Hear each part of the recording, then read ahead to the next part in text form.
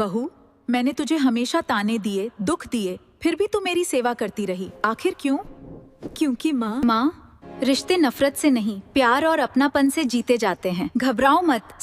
क्या हुआ? सास ने बहू से माफी मांगी। आइए कहानी में देखिए।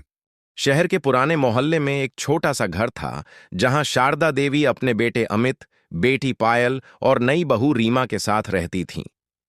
रीमा की शादी को अभी 6 महीने ही हुए थे। वह बहुत सीधी, मेहनती और संस्कारी लड़की थी। उसके चेहरे पर हमेशा मुस्कान रहती, लेकिन दिल के अंदर बहुत दर्द छुपा हुआ था। शादी के पहले दिन से ही उसे महसूस हो गया था कि इस घर में उसे अपनापन नहीं मिला है। सास शारदा देवी का स्वभाव बहुत सख्त था। उन्हें लगता था कि आजकल की लड़कियां सिर्फ दिखावा करना जानती हैं। वहीं ननद पायल थोड़ी जिद्दी और गुस्सैल थी। उसे लगता था कि भाभी आने के बाद उसके भाई अमित का प्यार कम हो गया है। इसी वजह से वह छोटी छोटी बातों पर रीमा को ताने मारती रहती।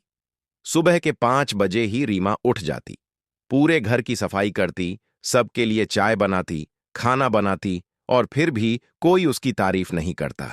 एक दिन रीमा रसोई में जल्दी जल्दी काम कर रही थी। तभी पायल अंदर आई और बोली, भाभी, इतनी देर क्यों लगा दी? कॉलेज के लिए लेट हो रही हूं। रीमा जल्दी से बोली, बस पायल, अभी नाश्ता तैयार हो गया। पायल गुस्से में बोली, आपसे एक काम भी समय पर नहीं होता। रीमा चुप हो गई। उसी समय शारदा देवी भी आ गईं। उन्होंने भी रीमा को डांटना शुरू कर दिया। हमारे जमाने में बहुएं घर संभालती थीं, आजकल की बहुएं बस बहाने बनाती हैं। रीमा की आंखें भर आईं, लेकिन उसने कुछ नहीं कहा। रात को अमित घर लौटा तो उसने देखा कि रीमा छत पर अकेली बैठी है। अमित उसके पास बैठ गया। क्या हुआ रीमा? रीमा मुस्कुराने की कोशिश करते हुए बोली, कुछ नहीं, बस मां की याद आ रही थी। अमित समझ गया कि घर में फिर कुछ हुआ है, लेकिन वह अपनी मां और बहन के खिलाफ कुछ नहीं बोल पाया। दिन ऐसे ही गुजरते गए। एक दिन पायल का कॉलेज रिजल्ट आया। वह फेल हो गई थी। घर में माहौल खराब हो गया। शारदा देवी गुस्से में बोलीं, दिन भर मोबाइल चलाओगी तो यही होगा। पायल रोते हुए अपने कमरे में चली गई। रात को रीमा उसके कमरे में दूध लेकर गई। उसने देखा पायल तकिए में मुंह छुपाकर रो रही है। रीमा धीरे से बोली, पायल, एक बार फेल होने से जिंदगी खत्म नहीं हो जाती। पायल गुस्से में बोली, आपको मेरी चिंता करने की जरूरत नहीं। रीमा मुस्कुराकर बोली, मैं सिर्फ तुम्हारी भाभी नहीं, बड़ी बहन भी हूं। यह सुनकर पायल कुछ नहीं बोली। अगले दिन रीमा ने पायल के लिए टाइम टेबल बनाया। वह रोज घर का काम खत्म करके उसे पढ़ाने लगी। धीरे धीरे पायल को एहसास होने लगा कि रीमा सच में उसका भला चाहती है। अब दोनों साथ बैठकर चाय पीतीं, बातें करतीं और कभी कभी हंसती भी थीं। लेकिन शारदा देवी को यह सब अच्छा नहीं लगता था। उन्हें लगता था कि रीमा सिर्फ सबका दिल जीतने का नाटक कर रही है। एक दिन मोहल्ले में शादी थी। शारदा देवी और पायल तैयार होकर शादी में चली गईं। रीमा घर पर अकेली थी। वह रसोई में खाना बना रही थी कि अचानक उसे गैस की तेज बदबू आई। उसने देखा कि सिलेंडर से गैस लीक हो रही है। रीमा डर गई, उसके हाथ कांपने लगे। लेकिन तभी उसे याद आया कि कुछ ही देर में सास और पायल घर लौटने वाली हैं। अगर गैस फैल गई तो बहुत बड़ा हादसा हो सकता था।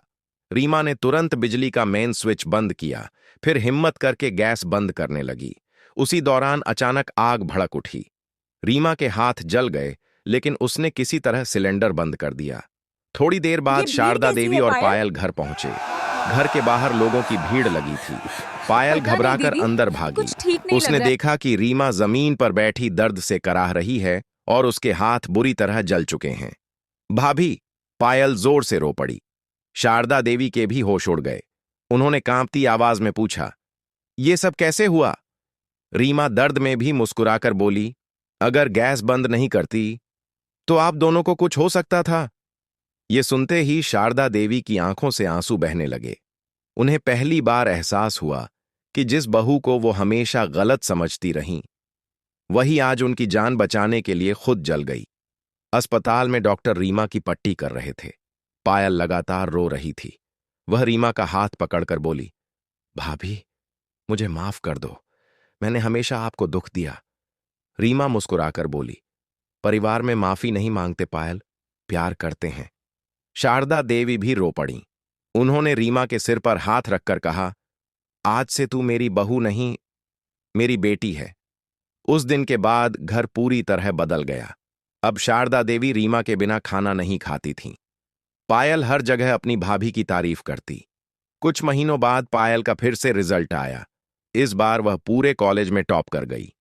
खुशी से वह दौड़कर रीमा के गले लग गई। भाभी, ये आपकी मेहनत का फल है। शारदा देवी की आंखें खुशी से भर आईं। उन्होंने भगवान की तरफ देखकर कहा, हर घर को रीमा जैसी बहू मिले। अगर आपको कहानी अच्छी लगी तो लाइक, सब्सक्राइब जरूर करें और कमेंट करके बताइए कि कहानी कैसी है। धन्यवाद।